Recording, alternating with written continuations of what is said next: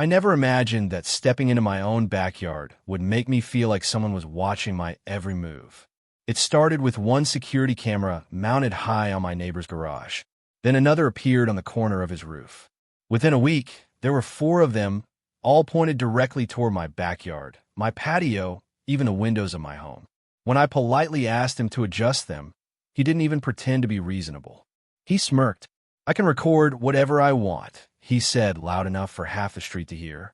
"If you don't like it, stay inside." The worst part wasn't the cameras. It was knowing he wanted me to notice them.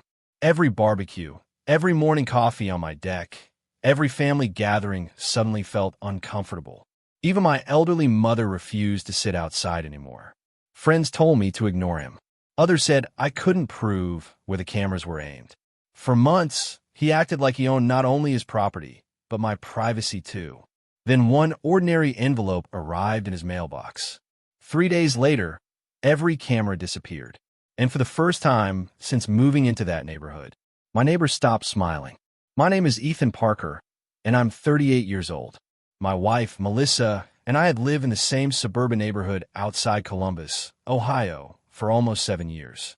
We bought our house because of one thing more than anything else: the backyard. It wasn't huge, but it backed onto a line of mature maple trees instead of another row of houses. It felt private, peaceful, and perfect for weekend barbecues, quiet mornings with coffee, and family gatherings. For years, our neighborhood was exactly what we'd hoped for. People waved when they walked their dogs. Kids rode bicycles until sunset. Neighbors borrowed ladders, shared gardening tips, and occasionally helped shovel snow after winter storms. It wasn't perfect, but it felt like a community where everyone respected each other's space. That changed the day Richard Collins moved into the house directly behind ours. At first, he seemed friendly enough. He introduced himself with a firm handshake, complimented our landscaping, and said he appreciated quiet neighbors. Within weeks, though, little things started happening. He complained if leaves from our maple trees drifted into his yard. He measured the height of our fence after we replaced 2 damaged panels. He even knocked on our door one Saturday morning because he claimed the smoke from our grill was blowing toward his patio. None of those things were serious by themselves, but together they painted a picture of someone who believed every inconvenience was someone else's responsibility. The rest of the neighborhood noticed too. Whenever Richard walked outside, conversations seemed to end. People who normally chatted across driveways suddenly found reasons to go back inside. I assumed there had been arguments before we moved in, but nobody wanted to gossip. Melissa always told me to ignore him. "Some people just enjoy creating problems," she would say.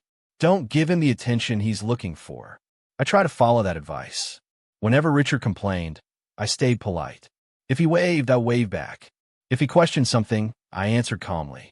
I believed that eventually he'd realize we weren't interested in neighborhood drama. Instead, he seemed disappointed that I never argued. Looking back, I think he wanted a reaction.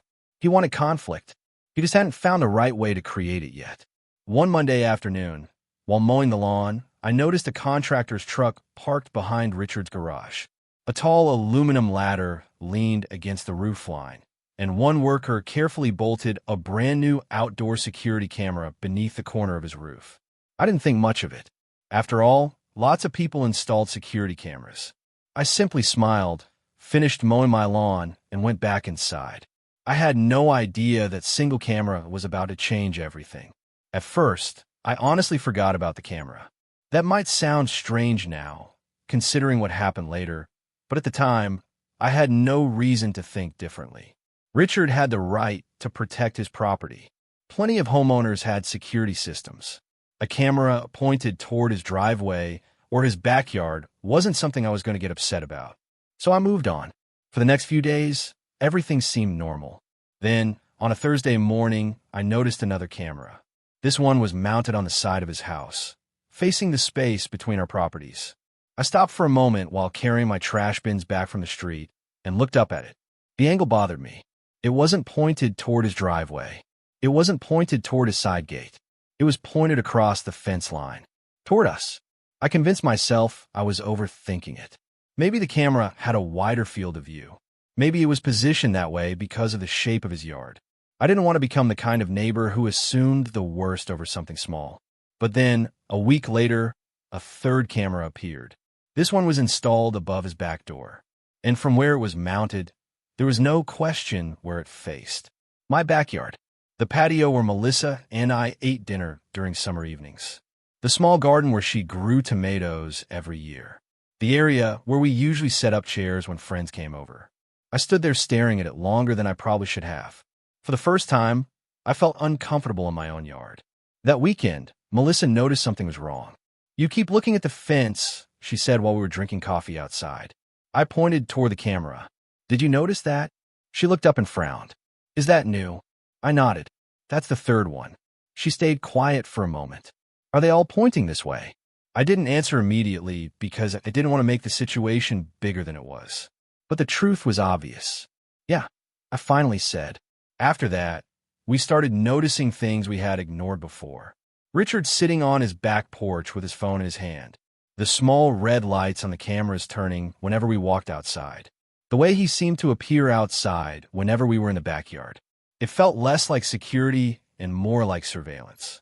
Then, 3 days later, I came home from work and saw a fourth camera. This one was attached to a pole near his fence. It was higher than the others, and it had a clear view over our backyard fence. It wasn't just watching his property anymore. It was watching ours. That evening, Melissa closed the curtains earlier than usual. "We can't just pretend this isn't happening," she said. I knew she was right.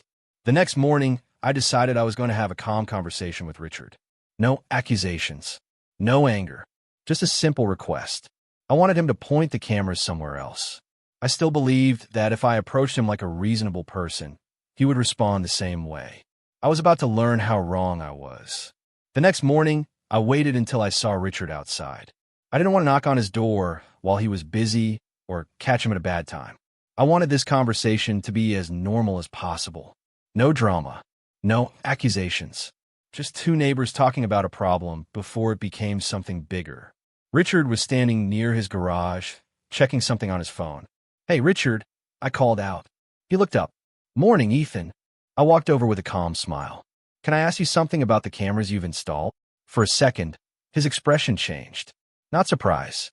More like he had been expecting this conversation. "What about them?"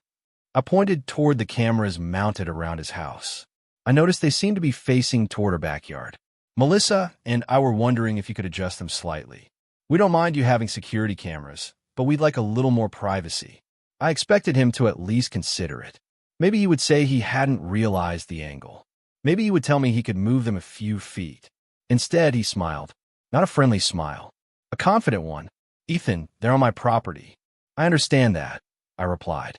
"I'm not saying you can't have cameras. I'm just asking if you can point them more toward your own yard." Richard looked up at the camera above his garage. Then he looked back at me. "You know, people get very sensitive these days." I stayed quiet. He continued. "These cameras are for my protection. If they happen to capture something outside my property line, that's not my problem." I felt my patience starting to disappear, but I kept my voice steady. "Richard, we're talking about our backyard, a place where my family spends time." He shrugged. "Then maybe don't do things in your backyard that you don't want recorded." I couldn't believe what I was hearing. "Are you saying you're recording us?" He laughed. "I'm saying I can record whatever I want." The way he said it bothered me more than the words themselves. He wasn't explaining. He was enjoying the fact that he had control over the situation. I looked around and noticed two other neighbors outside nearby. They weren't part of the conversation, but they had clearly heard enough. Richard noticed them too. He stood a little taller, almost like he wanted an audience. "Look, Ethan, I'm not doing anything wrong. My cameras are legal. If you have a problem, take it up with someone who cares." Then he turned around and walked back toward his house. Conversation over. No apology. No compromise. Nothing. I stood there for a moment, realizing something important. Richard wasn't confused. He wasn't unaware. He knew exactly what he was doing. That afternoon, I started keeping notes. The dates the cameras appeared. The conversations we had. The direction each camera faced. I didn't know what would happen next, but I knew one thing. If Richard wanted to turn this into a fight, I wasn't going to win it by arguing. I was going to win it by proving the truth. After my conversation with Richard, I tried to convince myself that things would eventually calm down. I told myself maybe he was just being stubborn. Maybe after a few days, he would realize that pointing multiple cameras directly at our backyard wasn't worth creating tension with the people living next door. I was wrong. The cameras stayed exactly where they were. Actually, they got worse. A few mornings later, I noticed Richard standing near his fence with a ladder. When I came outside to get the newspaper, he immediately looked over at me. Then he adjusted one of the cameras. I couldn't prove he was changing it because of me, but the timing was impossible to ignore. The camera moved higher. The angle became wider, and now it had an even clearer view of our patio. That was the moment something changed inside me. Before, I felt annoyed. Now I felt watched. Our backyard had always been the one place where we could relax without thinking about anyone else. It was where Melissa planted flowers every spring. It was where we celebrated birthdays. It was where we spent quiet evenings after long days at work. But suddenly, every time we stepped outside, we looked toward the fence first. Melissa started noticing it too. One Saturday afternoon, she carried a tray of drinks outside and immediately turned around. "Actually, never mind," she said. I looked at her. "What?" She glanced toward the cameras. "I just don't feel comfortable sitting out here anymore." That sentence bothered me more than any argument Richard and I had, because our home was supposed to feel safe, not like a place where we had to think about whether someone was watching. A few days later, my mother came over for dinner. She was 70 years old and loved sitting outside whenever she visited. She always said our backyard reminded her of the home she grew up in. But that evening, she barely stayed outside for 10 minutes. When I asked if everything was okay, she forced a smile. "I just feel like we don't have privacy anymore." I didn't know what to say, because she was right. We started making small changes. We moved our chairs closer to the house. We stopped having longer conversations outside. Melissa bought tall privacy plants and placed them along the fence line. For a short time, we thought that might help. It didn't. A week later, Richard installed another small camera near the corner of his yard. He didn't say anything. He didn't need to. The message was clear. He wanted us to know he was watching. And that was when I realized this was no longer about cameras. It was about control. Richard wasn't protecting his property. He was trying to make us uncomfortable enough to surrender. But he didn't know one thing about me. I wasn't going to surrender my own home. For the next few days, I did something I never thought I would have to do with a neighbor. I started documenting everything. Not because I wanted revenge, not because I wanted a fight, but because I had learned something important about Richard. He was confident because he believed nobody could challenge him.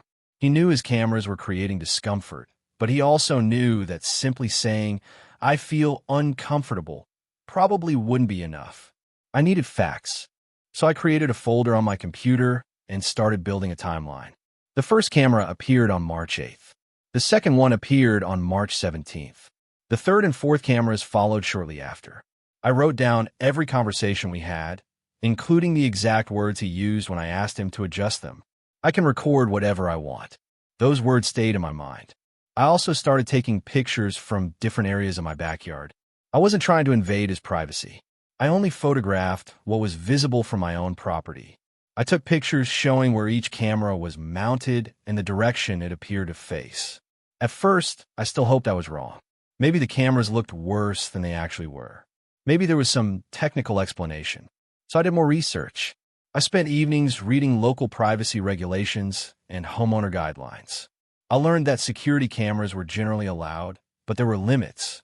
A person could protect their property, but intentionally recording areas where neighbors had a reasonable expectation of privacy could become a problem. The key wasn't whether the camera existed. The key was what it could see. That was when I decided to find out exactly what Richard's cameras were capturing.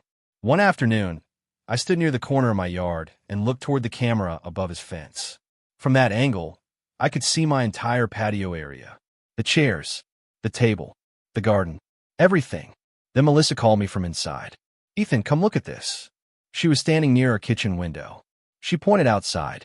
Because of the reflection in the glass, we could clearly see the small red light from Richard's camera moving as we walked around. It wasn't just sitting there. It was tracking movement. I felt a knot form in my stomach. I grabbed my phone and recorded the angle from our side of the fence. For the first time, I had something more than a feeling. I had evidence. Over the next week, I collected everything. Photos, dates, videos, notes from conversations, even statement from two neighbors who admitted they had noticed the cameras were pointed toward our yard. I wasn't looking for a battle. I was looking for a solution. But if Richard refused to listen to a simple conversation, then I needed to let the facts speak for me. And that was exactly what I planned to do. After weeks of collecting evidence, I finally decided it was time to take the next step. I didn't want to involve anyone else. Part of me still hoped Richard would come to his senses. We lived next door to each other. We weren't strangers. We weren't enemies. I thought maybe once he realized how serious the situation was, he would understand. But every time I looked outside and saw those cameras, I remembered his words. I can record whatever I want. So I contacted the local homeowners association first. I provided the dates, the pictures, and the documentation I had collected. I explained that I wasn't asking them to remove his security system. I only wanted the cameras adjusted so they weren't directly focused on our private backyard. A few days later, I received a response. The message was polite but disappointing. They said they had reviewed my complaint, but because the cameras were installed on Richard's property, they couldn't take immediate action. They recommended that both parties try to resolve the issue privately. Basically, the same thing I had already tried. I sat at my desk staring at that email for several minutes. It wasn't that I expected someone to magically fix everything. I understood there were rules and procedures, but I felt frustrated because Richard knew exactly how to use those gray areas. He wasn't breaking into our house. He wasn't standing in our yard. He simply positioned cameras in a way that made us uncomfortable, then hid behind the argument that they were on his property. And he knew proving anything would be difficult. That evening, I saw him outside. He was watering his plants near the fence. He looked over at me and smiled. Not a friendly smile, a victorious one. "Everything okay, Ethan?" he called. I knew exactly what he was asking. He wanted to know if my complaint had gone anywhere. I could have told him it hadn't. Instead, I simply nodded. "Yeah, everything's fine." He smiled wider. "Good. Hate for misunderstandings to cause problems between neighbors." The way he said it made my stomach turn. Because this wasn't a misunderstanding. He knew what he was doing. Later that night, Melissa found me sitting at my computer. "Are you still working on this?" I looked at the folder filled with pictures, notes, and documents. "Yes." "Do you think it's worth it?" That was a fair question. For a moment, I wasn't sure. Maybe fighting this would only create more stress. Maybe the easiest thing would be to ignore the cameras and move on. But then I looked outside at our empty backyard. The place where we used to relax. The place we had stopped enjoying because someone else decided we didn't deserve privacy. "Yes," I finally said, "because if we let him believe this is okay, he'll never stop." And that was when I decided something. I wasn't going to argue with Richard anymore. I was going to build a case he couldn't ignore. After the homeowners association failed to help, I realized I had to stop expecting Richard to cooperate. People like him depended on one thing. They depended on everyone else giving up. For a while, I focused on gathering more information. I didn't contact him again. I didn't argue. I didn't even mention the cameras when we passed each other outside. I simply watched. And eventually, Richard made the mistake I had been waiting for. It happened on a Tuesday afternoon. I was working from home that day and took a short break to get some fresh air. I was standing near my kitchen window when I noticed Richard outside with his phone in his hand. At first, I thought he was just checking something. Then I saw him looking directly toward our backyard. A few seconds later, he laughed. It wasn't the sound of someone checking a security alert. It sounded like someone watching something entertaining. I stayed still and watched from inside.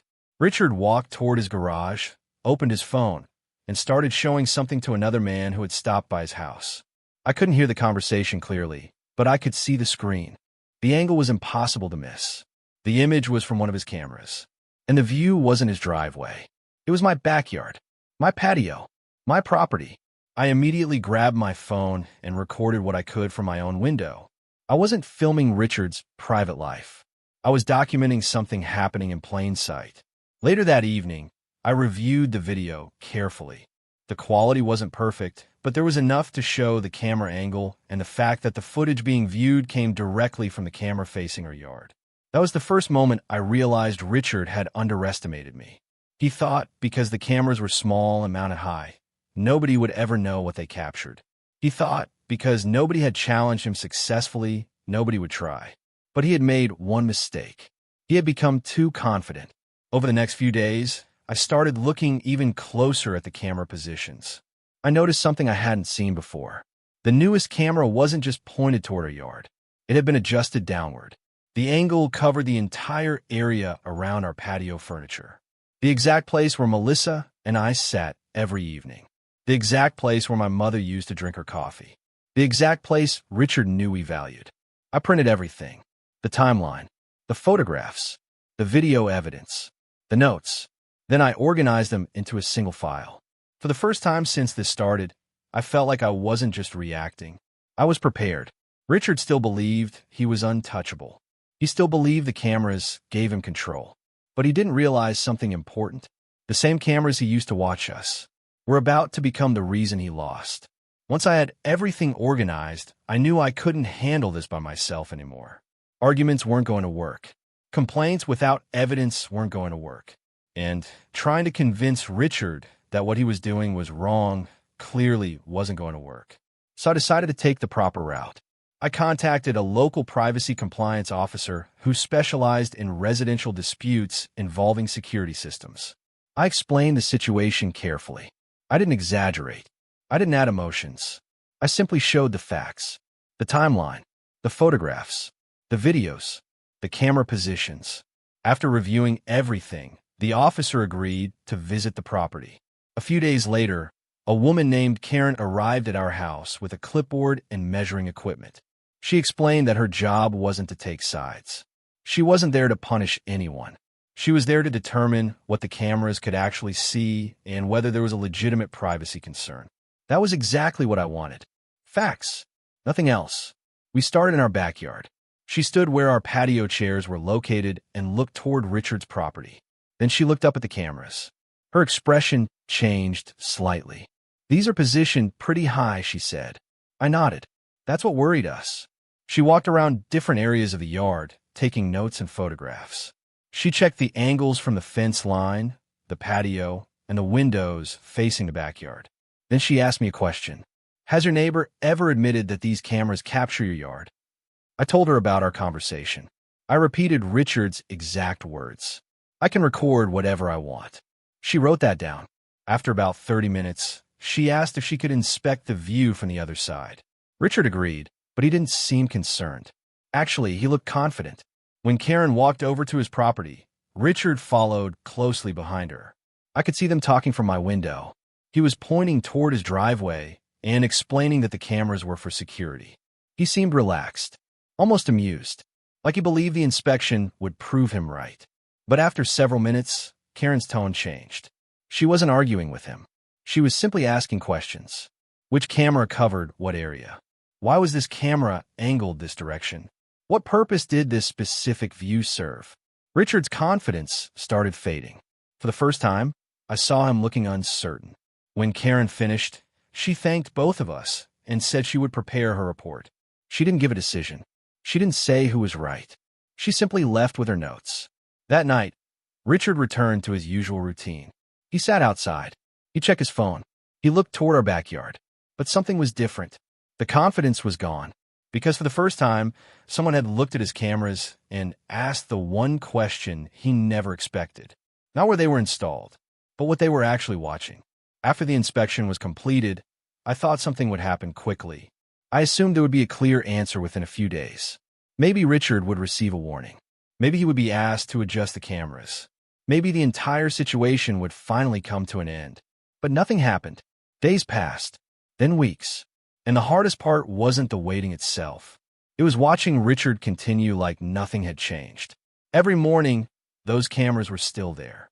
Every evening, he still sat outside like he owned the entire neighborhood. He acted like the inspection had been meaningless, like nobody had questioned him, like he had already won. One afternoon, I saw him talking with another neighbor near his driveway. When he noticed me walking by, he smiled. "Ethan," he called out, "still worried about my cameras?" I stopped for a moment. I knew what he was trying to do. He wanted me frustrated. He wanted me emotional. But I had learned something over the past few months. Reacting was exactly what he wanted. So I simply smiled. No, Richard. I'm just waiting for the process to finish. His expression changed slightly. Not much, but enough. Because he expected anger. He expected an argument. Instead, he got patience. And I think that bothered him more than anything. That evening, Melissa found me sitting on the back steps. You okay? She asked. I looked toward the fence. Yeah, I'm just tired of feeling like this. She sat beside me. I know. For a few minutes, we just sat there quietly. Then she said something I needed to hear. Remember why you started this? Not because you wanted to beat him. Because you wanted our home back. She was right. This was never about proving Richard was a bad person. It was about being able to sit in our own backyard without feeling uncomfortable, without checking where the cameras were pointed, without wondering if someone was watching. So I decided to stop thinking about what Richard was doing. I focused on what I had done. I had followed the proper steps. I had documented everything. I had stayed calm. Now, the decision was out of my hands. A few more days passed. Then one morning, while I was drinking coffee in the kitchen, I noticed something strange. Richard wasn't outside. That had never happened before. His cameras were still there, but his usual routine was gone. Later that afternoon, I saw him walking from his mailbox holding a large white envelope. He looked at it for a long time. Then he looked toward my house. And for the first time since this started, Richard Collins didn't look confident. He looked worried. The next morning, I woke up earlier than usual. I don't know why. Maybe it was because something felt different. For months, my mornings had started the same way. I would make coffee, look out the kitchen window, and see those cameras staring back at me. It had become such a normal part of my routine that I almost forgot how strange it was. Almost. That morning, I looked outside and noticed Richard's driveway was empty. His car was there, but he wasn't outside checking his cameras like he usually did. For the first time in weeks, everything was quiet. I made my coffee and sat at the kitchen table, trying not to think about it. Then, around 10 o'clock, I heard a car door close. I looked through the window. A delivery driver was standing near Richard's mailbox, holding a large envelope. Nothing unusual about that. People receive mail every day. But the way Richard reacted caught my attention. He walked outside immediately. Not casually. Not confidently. He almost rushed. He took the envelope from the driver's hand and looked at the front. Then he looked around. His eyes stopped on my house. For a moment, we made eye contact. Usually, Richard would smile. That same confident smile he always had. The smile that said he believed he was untouchable. But this time there was nothing. No smile. No smug expression. Just concern. He quickly walked back inside and closed the door. I stood there wondering what had happened. Melissa walked into the kitchen and noticed me looking outside. What is it? I pointed toward Richard's house. Something's different. She looked out the window. Did he finally hear something? I don't know. And honestly, I didn't. Part of me wanted to believe the letter was connected to the inspection, but another part of me didn't want to get my hopes up. I had spent weeks collecting evidence, weeks waiting, weeks wondering if any of it would actually matter. So I tried to continue my day. But about an hour later, I saw Richard come outside again. This time, he wasn't holding the envelope. He was holding his phone. He was pacing. His voice was raised, although I couldn't hear the exact words. Then he stopped, looked directly toward my backyard, and shook his head. That was the moment I knew. Whatever was in that letter had changed something. For months, Richard had acted like the rules didn't apply to him, like nobody could question him, like the cameras gave him complete control. But now, for the first time, he wasn't acting like someone who had won. He was acting like someone who had just realized he might lose. That evening, I checked my email, and there it was. An official notice confirming that the review of the complaint had been completed. My hands actually paused over the keyboard before I opened it, because after everything that happened, I finally had an answer. The decision wasn't what Richard expected, and it wasn't what I expected either. The official notice was sitting open on my computer screen, and for a few seconds, I just stared at it. After months of frustration, I finally had the answer. The privacy complaint had been approved. The review confirmed what we had been saying from the beginning. Richard's cameras were not simply protecting his property. Their positioning created a direct view into areas of our backyard, where we had a reasonable expectation of privacy. The decision did not say he couldn't have security cameras. It didn't say he couldn't protect his home. It simply required him to make adjustments. The cameras needed to be repositioned or modified so they no longer captured our private outdoor living areas. I read the letter twice, not because I didn't understand it, because I couldn't believe the process had actually worked. For months, Richard had acted like nothing could touch him. But now, there was an official decision, and he had to follow it. The next morning, something happened that I never expected. A truck pulled up outside Richard's house. At first, I thought he was having some kind of repair work done. Then I saw the equipment. A ladder, toolboxes, workers wearing company shirts, camera technicians. Melissa noticed them too. Are those people taking the cameras down? I walked toward the window. I think so. For the next few hours, we watched quietly. Not because we wanted to celebrate. Honestly, I felt more relief than anything else. This entire situation had taken so much energy from us. It wasn't satisfying seeing someone lose. It was satisfying knowing we could finally breathe again. Richard stood outside the entire time, but he wasn't the same person I had seen months earlier. The confident neighbor who laughed when I asked for privacy was gone. He looked frustrated, embarrassed. At one point, he noticed me standing near my window. Normally, he would have made some comment, maybe a sarcastic remark, maybe another attempt to provoke me. But this time, he looked away. By the afternoon, 2 of the cameras had been removed completely. The others were adjusted. One was turned toward his driveway. Another was moved to cover his own side entrance. For the first time in months, none of them were pointed directly at our backyard. Melissa walked outside and sat on the patio, the same patio we had avoided. She looked around and smiled. I forgot how nice this place was. I sat beside her. So did I. We didn't celebrate. We didn't throw a party. We didn't walk over and tell Richard we were right. That wasn't who we were. We just enjoyed our backyard again. But I knew something else had changed. The cameras weren't the only thing Richard had lost. He had lost the confidence that came from believing nobody could challenge him. And that was a lesson he would remember for a long time. For the first few days after the cameras were adjusted, everything felt strangely quiet. Not because anything dramatic had happened. Actually, it was the opposite. There were no more arguments, no more checking camera angles, no more feeling like we were being watched every time we stepped outside. Life slowly started returning to normal. But I knew the story with Richard wasn't completely finished, because while the cameras had been moved, there was still something unresolved between us. For months, he had treated me like I was the problem, like I was being unreasonable, like asking for privacy in my own backyard was somehow an attack against him. I never wanted an apology.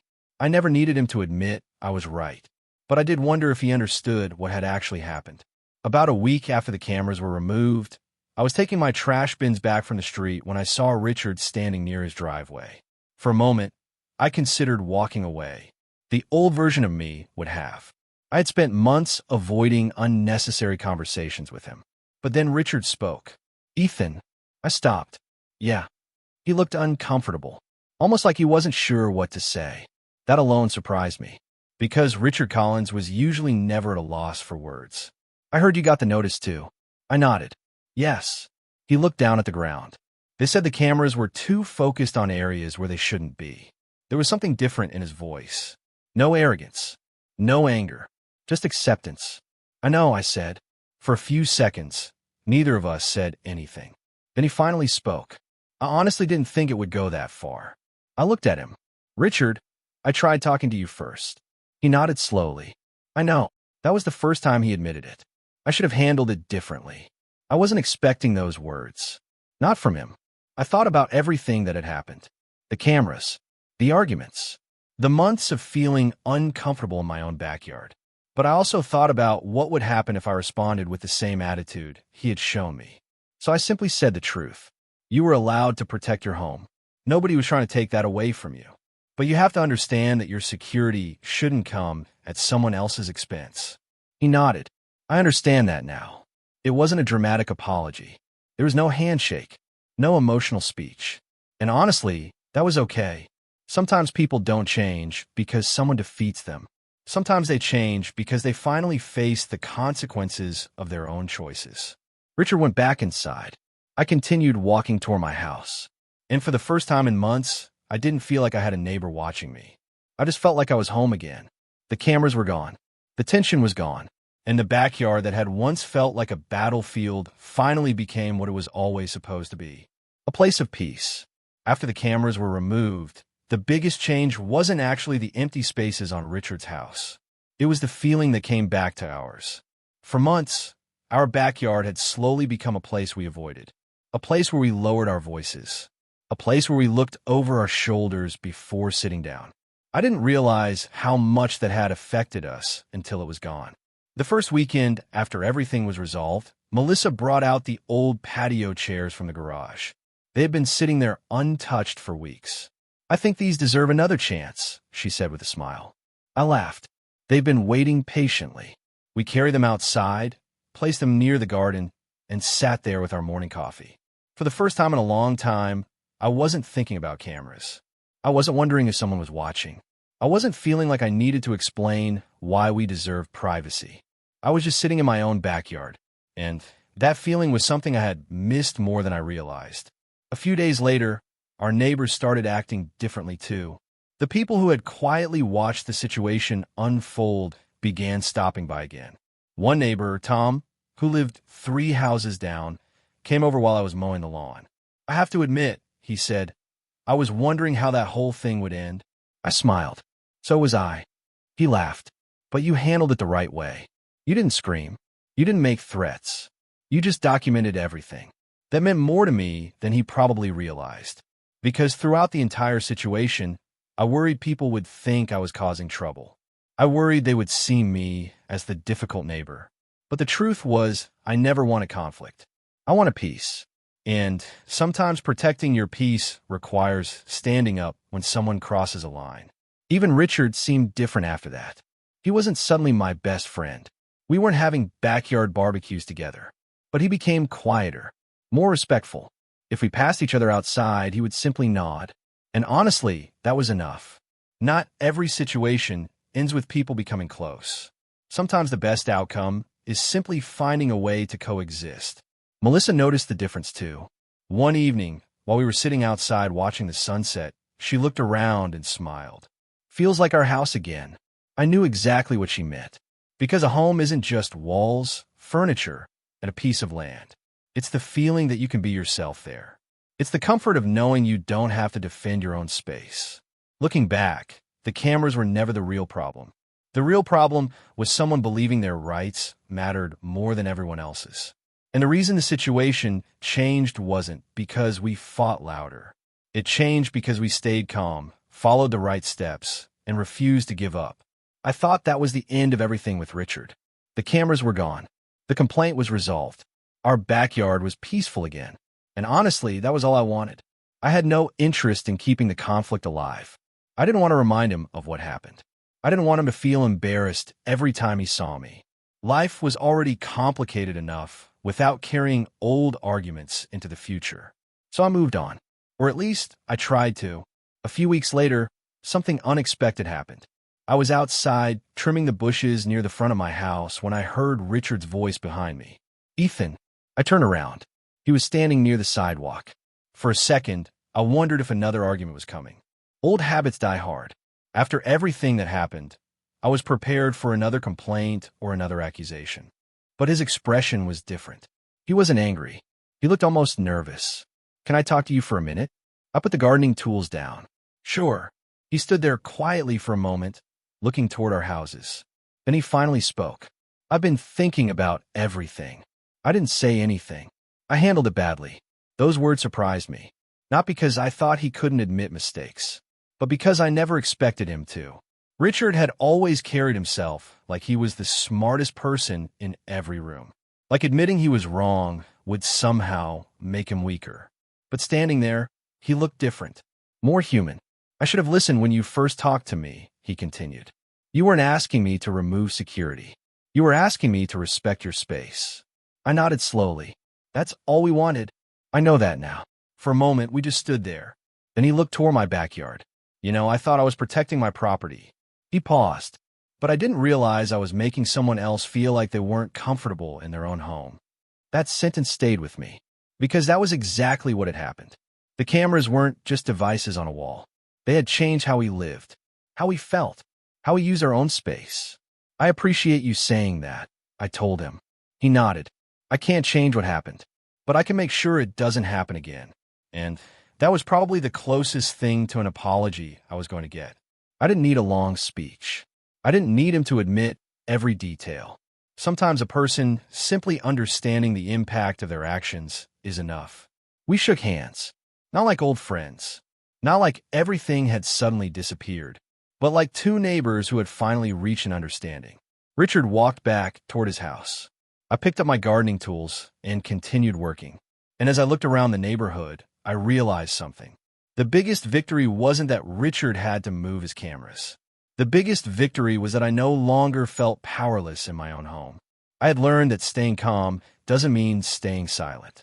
And protecting your peace doesn't mean creating conflict. Sometimes the strongest thing you can do is simply stand your ground.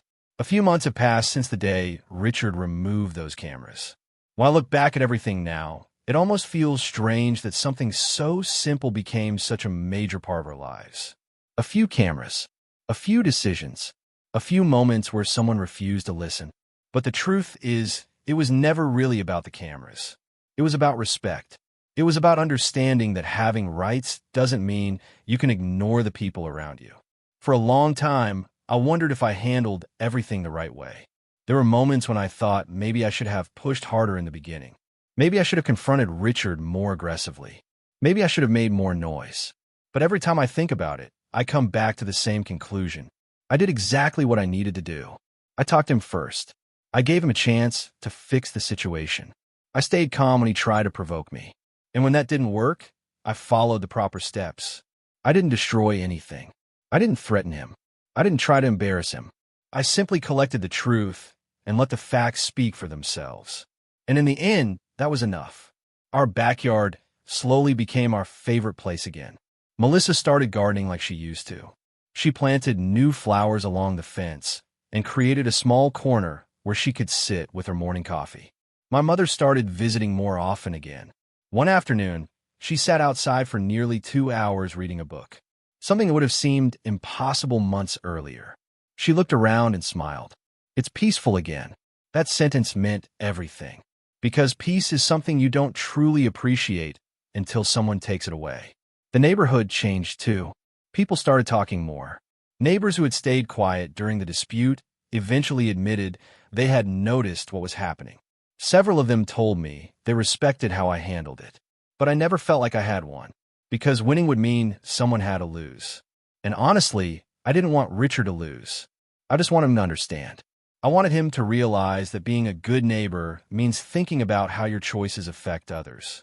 The funny thing is, the thing Richard believed gave him power, the cameras, was actually what exposed the problem. He thought they allowed him to watch everything. But in the end, they created the evidence that proved why something needed to change. Today, when I sit in my backyard, I don't think about the months of frustration anymore. I think about the quiet mornings, the sound of birds in the trees, the smell of fresh grass after rain, the simple feeling of being comfortable in my own home. Because that's something everyone deserves. A place where they can relax, a place where they can laugh, a place where they don't feel like they have to ask permission to exist. Richard once told me he could record whatever he wanted, but he learned something important. A person can protect their property without taking away someone else's peace. And sometimes the strongest way to fight back isn't with anger. It's with patience. It's with facts. And it's with the courage to stand up for something as simple as feeling at home.